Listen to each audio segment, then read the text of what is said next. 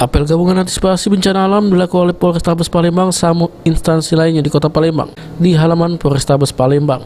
Juru apel ini Kapolrestabes Palembang Kombes Polisi Anem Setiaji didampingi pimpinan dinas terkait lainnya melakukan pengisuan peralatan serta personil yang kakinya bakal diterjunkan kalau terjadi bencana alam di Kota Palembang.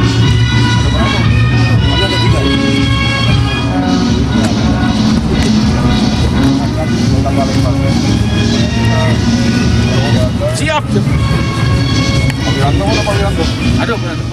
Dari pemeriksaan yang dilakukan menurut Kombes Polisi Anom Setiaji bahwa Polrestabes Palembang sama instansi terkait lainnya siap diturunkan guna nolong warga yang kagetnya kalau jadi korban bencana alam. Semua yang ada di sini representasi dari penyelenggara negara yang dituntut untuk mampu melindungi, mengayomi dan melayani warga Kota Palembang, khususnya di dalam rangka menghadapi bencana alam.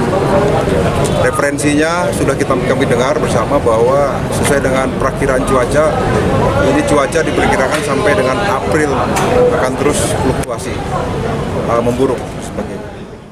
Diperkirakan kondisi cuaca di Kota Palembang bakal mengalami curah hujan yang cukup lebat sampai bulan April kaget, sehingga dibawa sama warga supaya jaga kondisi kesehatan sama awas terhadap datangnya bencana.